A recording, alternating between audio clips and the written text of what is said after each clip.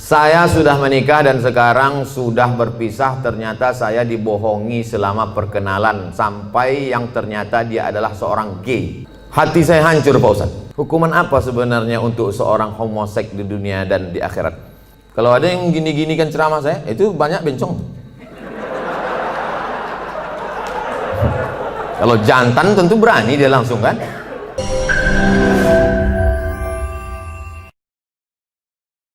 Jangan lupa subscribe, like, and share. Saya sudah menikah dan sekarang sudah berpisah. Ternyata saya dibohongi selama perkenalan sampai yang ternyata dia adalah seorang gay. Gay itu LGBT. Gay itu kalau nampak anak gadis cuek aja dia. Tapi kalau nampak anak lajang menitik air liurnya. Itu gay.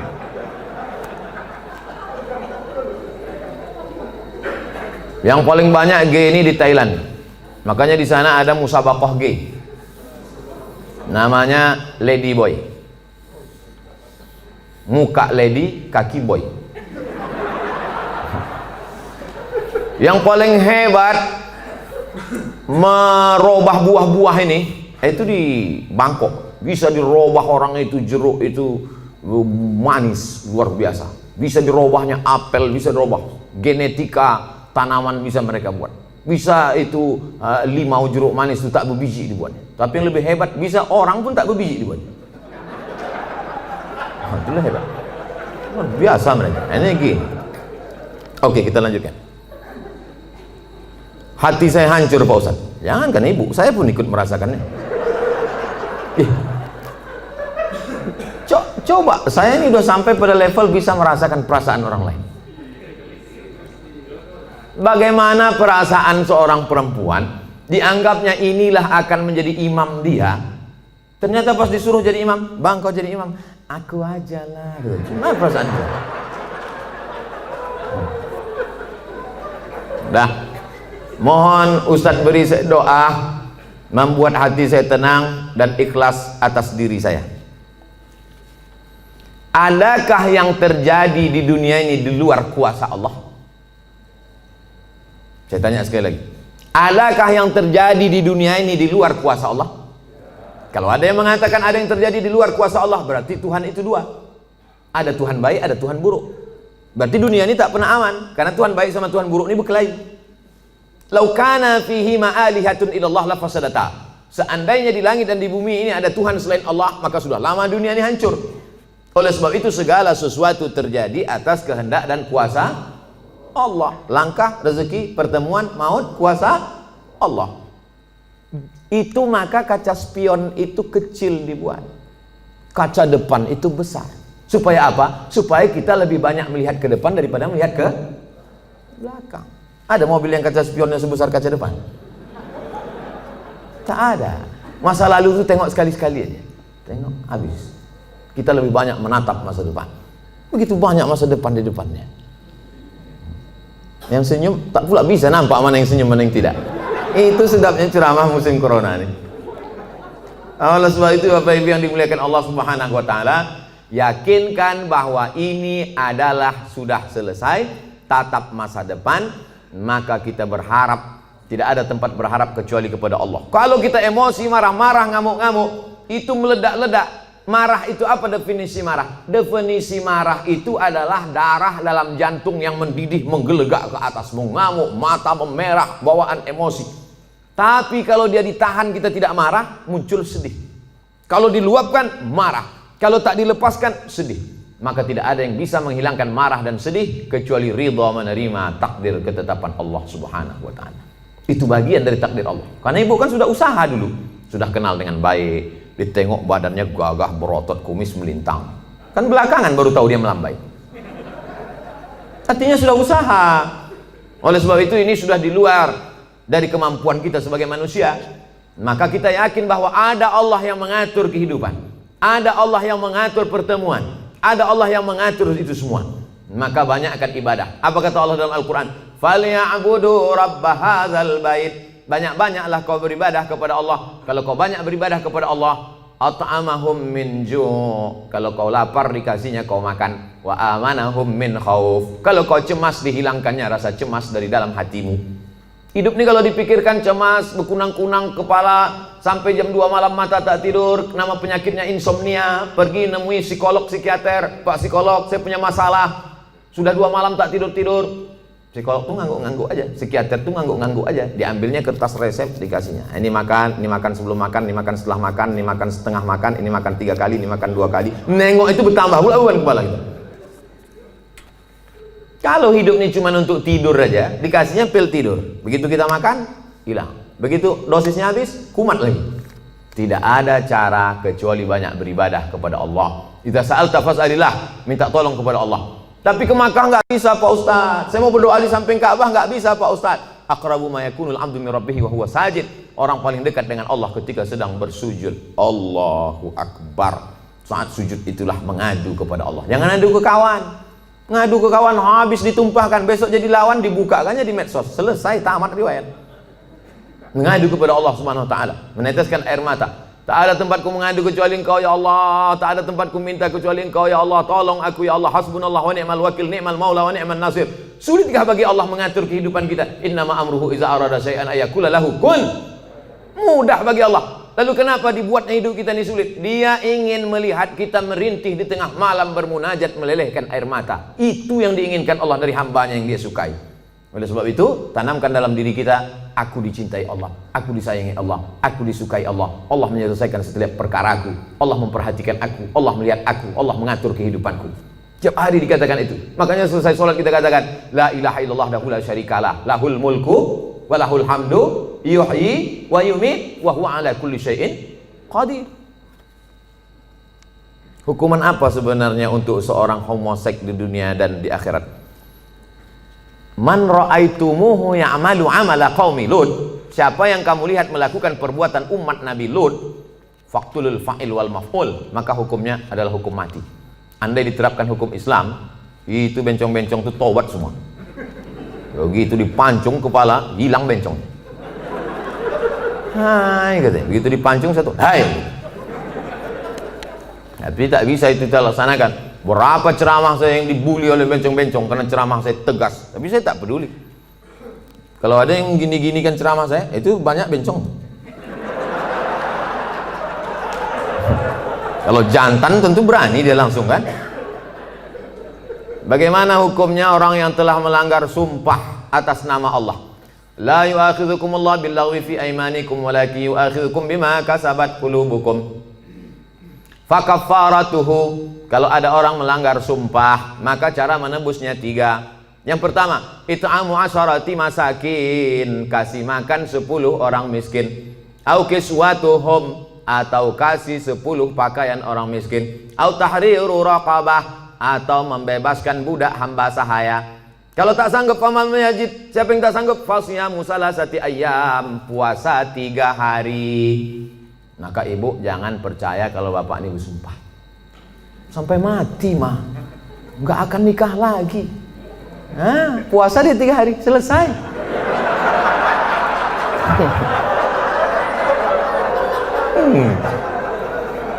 Jadi saya ketemu sama bapak-bapak. Ketemu saya bapak-bapak, Ustadz, aku dulu Pak Ustadz sudah bersumpah aku sama biniku. Aku tak akan, walaupun kau mati meninggal dunia, aku tak akan nikah lagi sampai mati. Terus ini istri bapak, iya 3 hari dia meninggal, nampak aku yang lain katanya. Tapi bapak udah bersumpah, puasa aku 3 hari gitu. Hati-hati, mohon maaf Pak, aku bukakan pula ceritanya. Akhirnya kartu bapak tak bisa lagi dipakai kan. Itulah baiknya saya sama ibu-ibu. Apakah ada taubat bagi orang yang telah melanggar sumpah itu Pak Ustadz? Dia sudah memain-mainkan nama Allah.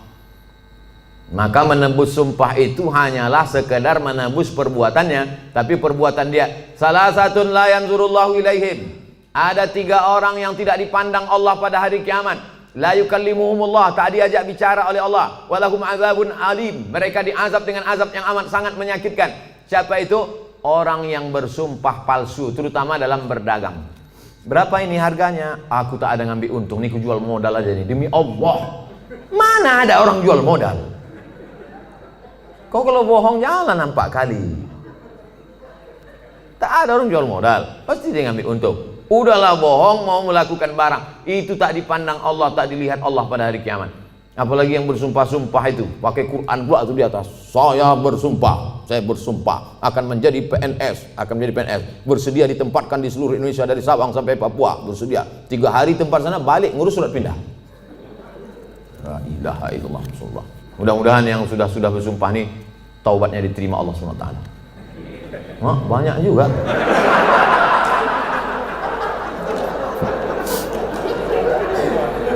Yang udah berlalu apa boleh buat? Illa man taba, kalau dia bertaubat, wa amana, beriman, wa amila amalan salihah, taubat nasuha, beriman dengan baik, beramal soleh. Ulaika yubaddilullahu sayyiatihim hasanat, maka semua yang buruk-buruk, dosa-dosa yang jelek-jelek dulu, insya Allah diganti Allah dengan yang baik-baik. Taubat, mandi taubat, macam mandi wajib, basah semuanya. Kalau tak ada air, keran mati listrik, pergi ke Sungai Deli, terjun situ. Insya Allah kalau dapat yang dalam itu bukan cuma dosa hilang, kau hilang sekalian. Setelah itu sembahyang sunat taubat, usolli sunnat taubat, raka'ataini lillahi ta'ala, Allahu Akbar, iftitah, habis itu Fatihah, habis itu ayat terserah. Apa terserah ayatnya? Qul huwallahu ahad, kata malaikat. Kau sembahyang taubat pun qul huwallah juga. Panjanglah sikit. Bagaimana keadaan orang yang melanggar sumpah jika dia meninggal sebelum taubat, Pak Ustadz? Orang yang mati berdosa, dalam keadaan membawa dosa, mati dia, maka dia masuk neraka dulu singgah, dicuci, diobok-obok dulu neraka. Panas neraka itu Pak Ustadz, diletakkan batu kerikilnya di tapak kaki, mendidih otak di kepala. Berapa derajat tuh Pak Ustadz? Udah begitu panasnya kau tanya juga lagi derajat? Ya belau ka'baihi, sampai ke mata kaki, yaghli bihadi mauhu, hadis riwayat Bukhari, mendidih otak di kepala. Makanya selalu doa kita, Rabbana atina fid dunya hasanah wa fil akhirati hasanah wa qina azaban nar. Insya Allah semua yang hadir ini masuk surga, tak singgah di neraka. Bagaimana pandangan Ustadz ketika seorang pemimpin bertutur kata tak santun, tak bertata krama kepada bawahannya, padahal hakikatnya seorang pemimpin itu harusnya bisa menjadi panutan bagi orang yang dipimpinnya. Kalau kita tak suka, saya kebetulan tidak pimpinan, tapi dulu pernah juga jadi dosen. Satu semester itu kadang 10 kelas. Satu kelas itu isinya 30 orang. Jadi saya memimpin 300 orang. Jadi saya sampaikan di pertemuan pertama, adik-adik mahasiswa sekalian, saya ini orangnya tak suka marah-marah, ngamuk-ngamuk, caci maki, sumpah serapah. Saya punya aturan-aturan, nilai saya ambil 40% dari mid semester, 40% dari UAS, ujian akhir semester. Ini saya bagi ada 13 makalah. Pertemuan pertama tatap muka, perkenalan, orientasi. Pertemuan nanti berikutnya adalah presentasi makalah. Kalau kalian sedang tidak mood, sedang malas, jangan datang ke kampus, karena aku tak bisa menengok kalian main-main di dalam, main HP. Nah, saya kasih tahu, kalau kalian tak siap makalah, jangan kalian datang. Kalian buat izin, kalian bisa telepon saya, bisa kirim WhatsApp saya. Nah, kita kasih tahu dari awal. Kita yang paling tahu tentang diri kita, apa yang membuat kita marah. Kalau kita pula mau mengasih tahu dia, kasih tahu dengan baik. Jangan kita marah kepada ini, kita lampiaskan ke sini. Qaulun ma'rufun, ucapan yang baik, wa maghfiratun, pemberian maaf, khairun, lebih baik. Pimpinan juga tak bisa marah-marah. Apa titel Bapak tuh? Mudah marah. Nah, oleh sebab itu maka, tapi pemimpin tak boleh pula tak marah. Karena kalau pemimpin tak ada marah, makanya ada punishment, ada hukuman, ada SP1, ada SP2, ada SP3.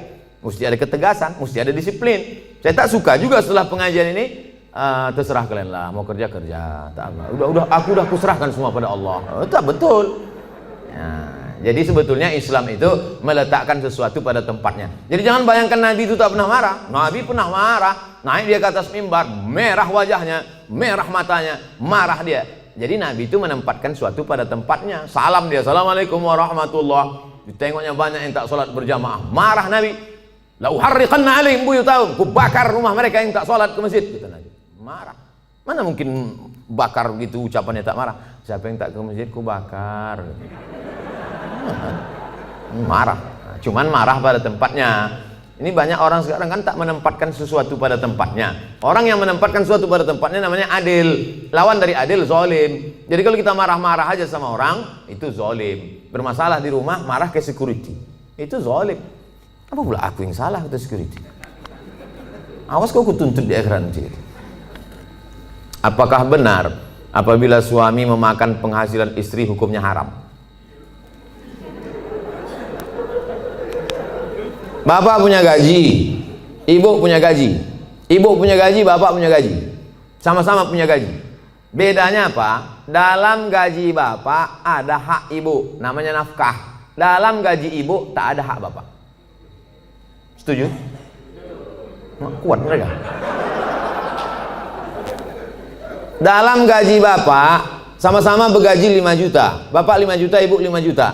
Dalam gaji bapak itu ada hak ibu, 5 hak ibu. Pertama makan, kedua pakaian, ketiga tempat tinggal, keempat pendidikan, 5 perhatian. Hak ibu, kewajiban bapak. Tapi ibu bisa bekerja karena izin bapak. Izinnya pun bukan karena keterpaksaan. Bang, aku kerja ya, kalau tidak awas bang. Tidak bisa juga. Oleh sebab itu ibu punya gaji, ibu punya warisan, ibu punya pendapatan, ibu punya kos-kosan, ibu punya mobil, ibu punya sudaku, ibu punya kocan, ibu punya angkot, ibu punya motor, itu milik ibu. Kalau ibu meninggal, 50% untuk bapak. Kalau ada anak, 25%. Artinya ibu punya harta. Lalu kemudian ketika ibu mau bersedekah, ibu tidak minta izin ke bapak. Sebetulnya ibu tak perlu minta izin karena itu punya ibu. Tapi ibu sebagai orang yang beretika, bermoral, berakhlakul karimah, ibu ngomong, kulo nuwun, kata orang Jawa, bang, aku mau menyantuni anak yatim di sana. Jadi duit gajiku ini ku pakai. Bapak tinggal ngangguk aja. Gitu. Dan ibu tak boleh bertentang tenteng. Kau mau kemana? Aku mau menyantuni anak yatim di sana. Soal kau tanya, ini kan gaji aku. Nah, pertanyaannya, apakah haram bapak memakan hasil gaji ibu itu? Harta bapak berpindah kepada saya sebab apa? Jual beli. Sebab apa? Pinjam meminjam. Sebab apa? Sodakoh. Sebab apa? Infak. Sebab apa? Wakaf. Bisa duit ibu itu berpindah ke bapak, apa sebabnya? Akadnya itu apa? Nah, sodakoh. Sodakoh dia. Udah nggak? Selesai itu udah. Bang, ini gajiku bang, ini duitku bang. Tapi kan aku tengok abang susah kali, ini ku kasih abang sedekah. Biar jangan apa kali ya bang, ini ambil.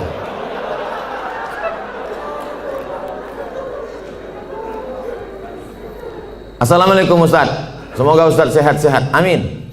Mau tanya Ustaz, apa hukumnya orang tua yang tidak mengakikahkan anaknya? Apakah masih bisa apa hukumnya orang tua tak mengakikahkan anaknya?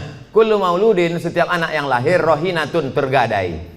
Jadi kalau mobil kita tergadai, STNK BPKB kita gadaikan, setelah ada duit kita tebus. Maka anak kita ini tergadai. Bagaimana cara menebusnya? Tulbahu anhu yawma sabi'ihi. Sembelihkan kambing hari ke-7. Yuhlaku, cukurkan rambutnya. Wa yusama, kasih nama. Nama yang baik-baik.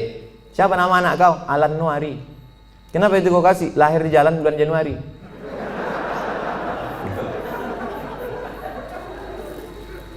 Kasih nama yang baik-baik, cukurkan rambutnya karena itu rambut kotor di dalam, lalu kemudian sembelihkan kambing hari ke-7. Tak ada duit hari ke-7, hari ke-14. Tak ada duit hari ke-14, hari ke-21. Lewat 21 tak usah tengok tanggal lagi. Setahun, 2 tahun, 3 tahun, 5 tahun, taman SD, taman SMP, taman SMA. Tapi kalau dia udah semester 2, hanya potong kambing aja. Tak usah potong rambut lagi. Tak pula diayun pakai marhaban.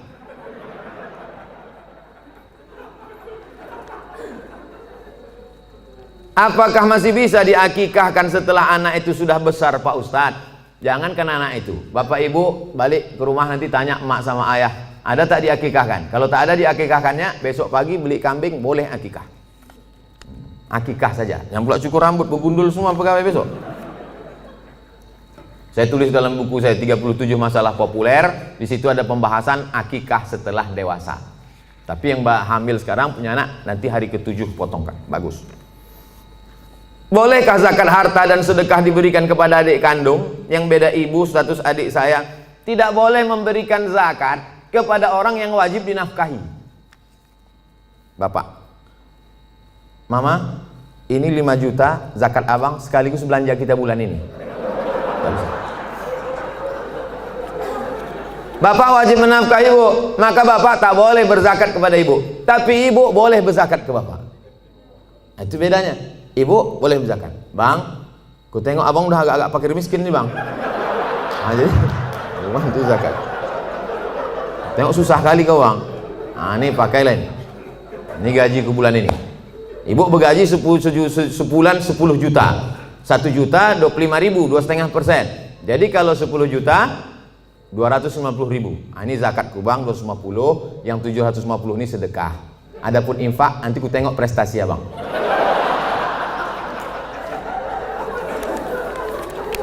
Nah, kaedahnya tak boleh berzakat pada orang yang wajib kita nafkahi. Tak boleh berzakat kepada anak, karena anak itu wajib kita nafkahi. Nah, sekarang adik, apakah adik itu wajib kita nafkahi? Tidak. Yang wajib dinafkahi itu siapa? Istri, anak, cucu, mertua, orang tua, yang hubungan langsung. Itu yang wajib kita nafkahi. Orang yang tak wajib kita nafkahi boleh kita kasih zakat. Kalau kita bersedekah pada orang jauh, nilainya 1 sedekah. Tapi kalau kita bersedekah pada orang dekat, nilainya 2. 1 sedekah, 1 lagi silaturahim. Tapi banyak orang tak mau sedekah ke keluarga dekat. Kalau sedekah sama orang lain. Kok kenapa tak sedekah sama saudara? Payah saudara nih Pak Ustadz, dikasih sikit-sikit kali kata dia. Bagaimana menghadapi suami yang berselingkuh?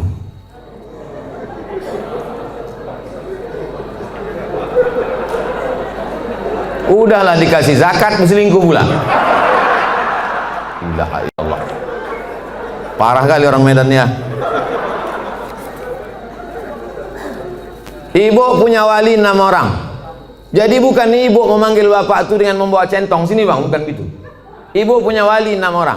Pertama ayah, yang kedua atuk opung, yang kedua abang ayah, yang ketiga adik ayah, yang keempat abang. Yang pertama ayah, yang kedua datuk opung, yang ketiga abang, yang keempat adik laki-laki, yang kelima abang ayah, yang keenam adik ayah. 6 wali ibu itulah yang menyelesaikan ini. Maka dipanggilnya lah, setan sini kau sebentar. Orang berselingkuh tuh mesti gitu manggilnya. Tak pula kita panggil kepada menantu kami silakan datang. Mana lah tengkuk dia. Kalau ada yang polisi, tentara situ, cabutkan pistol, letakkan di atas meja tuh, pang, letakkan, biar tahu dia. Walaupun tak ada pelornya. Ku dengar kau udah selingkuh. Kemarin tertangkap screenshot SMS. Ini dia kan, ini foto perempuan tuh kan. Kau jangan macam-macam. Kau berhenti selingkuh. Kalau kau tak berhenti, nah, jadi kasih dia mop, di mop dia sikit. Nah, habis itu berhenti. Iya pak, aku stop nih. Ada berhenti dia. Tinggal lagi ibu. Mau ibu menerima barang second nih? Kalau ibu, kata ibu, Pak Ustadz, aku ikhlas menerima dia Pak Ustadz. Tak bisa aku berpindah ke lain hati Pak Ustadz. Terimalah dia. Tapi jangan sampai mulut ibu berkata bisa, tapi hati ibu tidak. Itu bahaya. Lain di mulut, lain di hati. Ada lagunya itu. Kalau ibu berkata bisa, katakanlah bisa. Tapi kalau katakan tidak, katakan tidak. Karena banyak perempuan berkata mulutnya bisa, tapi pas begitu jalan bersama terbayang dia selingkuhan siapa sih. Itu menjadi masalah. Hidup ini singkat bu. Hidup ini singkat. Jangan sampai gara-gara ini terpengaruh kepada sholat ibu, ibadah ibu, kerja ibu. Oleh sebab itu pikirkan baik-baik. Kalau bisa, bisa. Ambil waktu agak seminggu, 2 minggu, 3 kali Jumat. Aku berpikir dulu. Gimana? Selesai? Apa pendapat pandangan Ustadz terhadap pandemik COVID-19 yang sekarang terjadi dan bagaimana menyikapinya? Itulah yang kuceramahkan sejam tadi.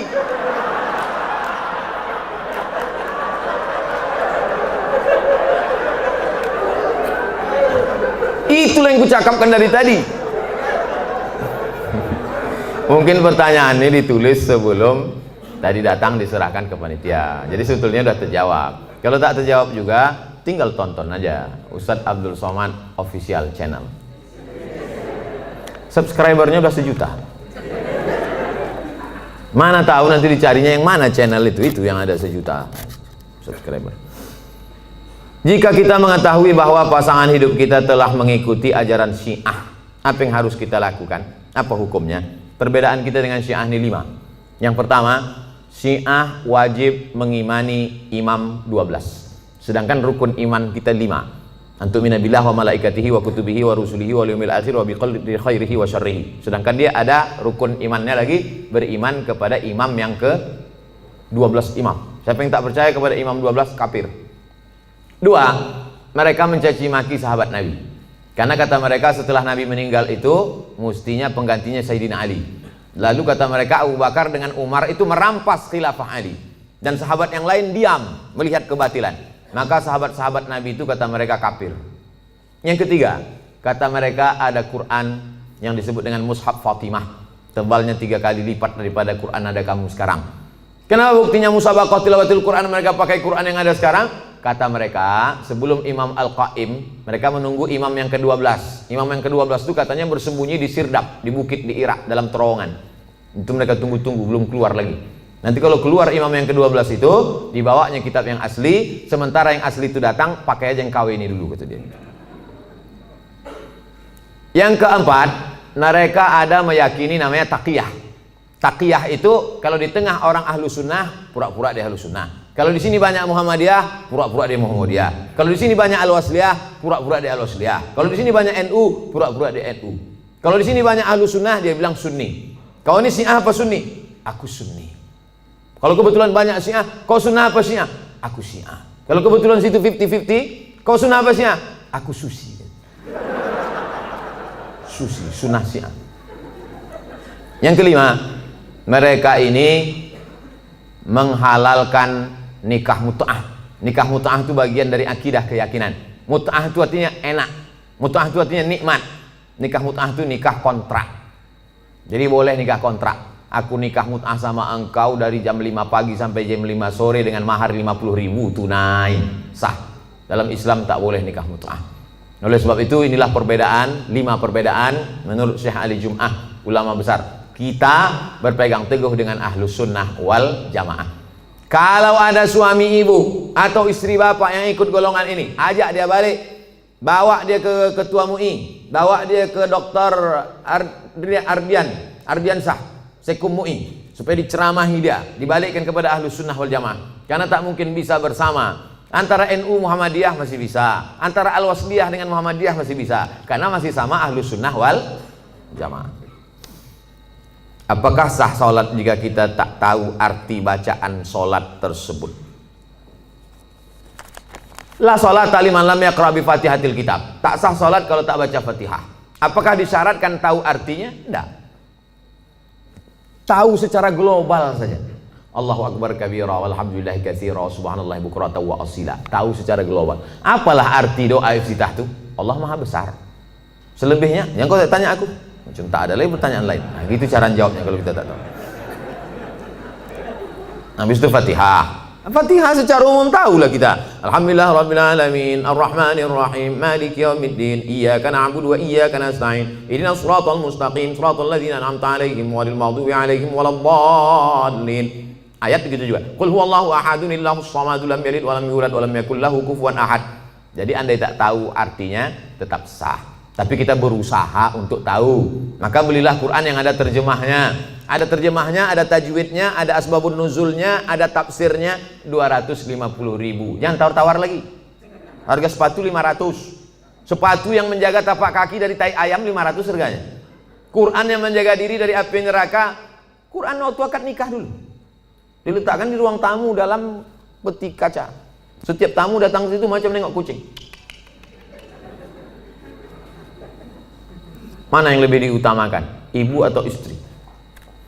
Ibu-ibu mesti berkata, aku milik suamiku, suamiku milik ibunya.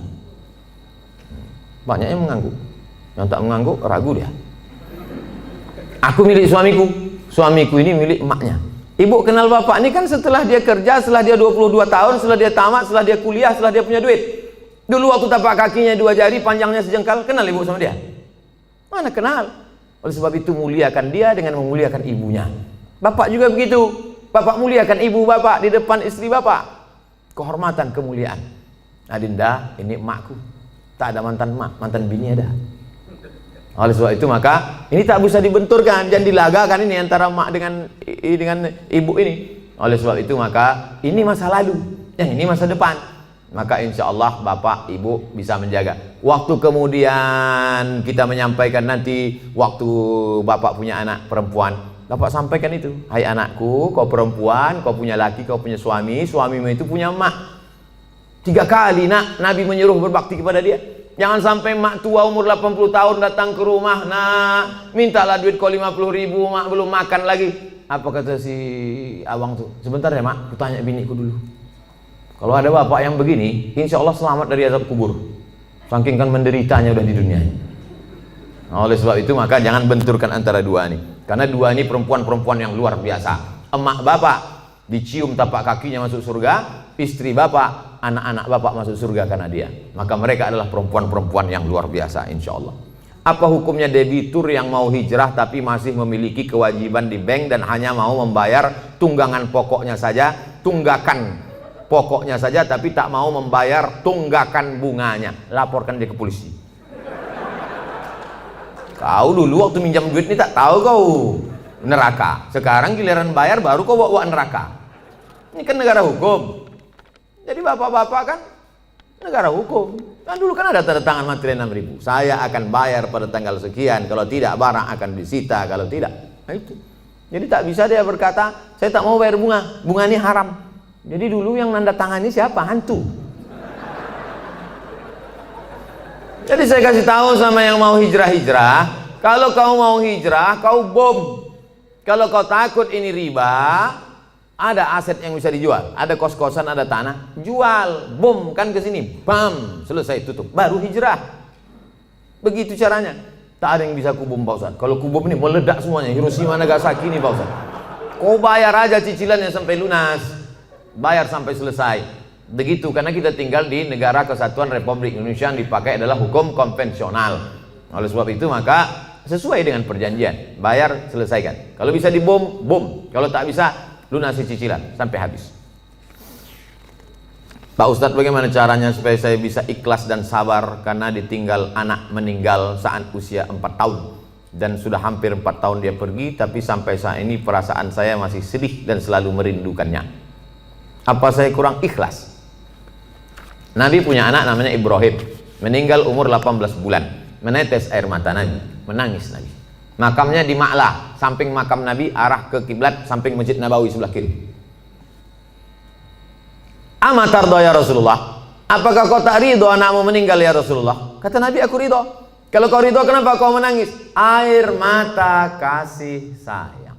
Makanya kalau sekedar menangis, jangan larang. Kalau ada ibu-ibu menangis, kata Nabi, da'hunna, biarkan mereka Umar, biarkan mereka menangis. Yang tak boleh itu meratap. Meratap itu, oh Allah, nggak boleh. Selama lidah tak bergerak, selama tangan tak bergerak, hanya tetesan air mata boleh. Tapi kalau sudah mulut bergerak, mengapalah anakku, kenapa tak anak dia? Lalu kemudian, laisa minna man darabal khudud wa syaqqal juyub. Bukan umat Muhammad SAW siapa yang memukul-mukul pipi, menarik-narik rambut. Itu tak boleh. Tahan tangan, tahan lidah. Ini yang pertama.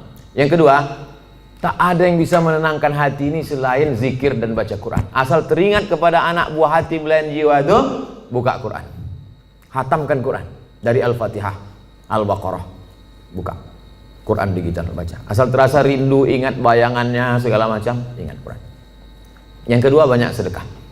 Sedekah ke masjid. Saya mengenal almarhumah emak sudah setahun 4 bulan, orang tua sampai hari ini.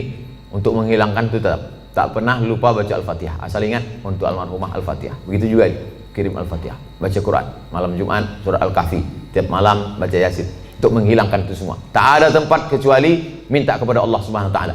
Yang ketiga, ada yang lebih sayang kepada dia daripada kita. Mana yang lebih sayang kepada anak kita itu? Kita atau Allah? Allah. Itu barang pinjaman, diambilnya. Kenapa kita marah? Inna lillahi wa inna ilaihi. Itu punya dia.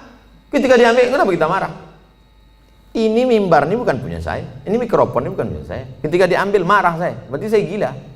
Ini bukan punya saya, kecuali ini saya bawa dari rumah. Bukan punya kita. Maka yakinkan bahwa ada yang lebih sayang daripada aku. Yang keempat, berpisahnya hanya sekejap. Nah, Nanti ketika anak ibu ini disuruh Allah masuk ke dalam surga, apa kata anak itu? Ya Allah, aku hanya mau masuk ke surga dengan yang pernah melahirkan dan membesarkan aku. Disitulah ibu mendapatkan syafaat anak. Syafaat Nabi ada, syafaat malaikat ada, syafaat Quran ada, syafaat penghafal Quran ada, syafaat ulama ada. Ada syafaat anak kecil, ditariknya ujung kain jubah ibu masuk ke dalam surga bersama dia. Anak kecil itu di dalam surga membawa nampan-nampan tempat air minum, menuangkannya lu'lu'il maknun. Mereka itu seperti permata berkilau cahaya, terbang ke sana kemari. Dia menjadi pelayan-pelayan surga karena mereka tak ada dosanya sama sekali. Yang kelima, ada yang lebih tinggi daripada amal soleh, zakat, puasa, infak, wakaf, haji mabrur, dan jihad. Apa itu yang paling tinggi? Ridha. Orang yang sudah masuk surga itu ditanya Allah, kalian sudah dapat semua kenikmatan surga, apa yang belum? Ada satu ya Allah. Apa itu? Ridhakah? Kata Allah, yang dapat ridhaku cuma satu. Siapa dia? Orang yang ridha menerima ujianku. Ibu ridha menerima ujian ini, sabar ibu, maka ibu adalah orang yang masuk ke surga bersama anak itu. Mudah-mudahan kita semua sabar menerima ujian Allah Subhanahu wa taala. Amin. Ala hazihi niyah al-Fatihah.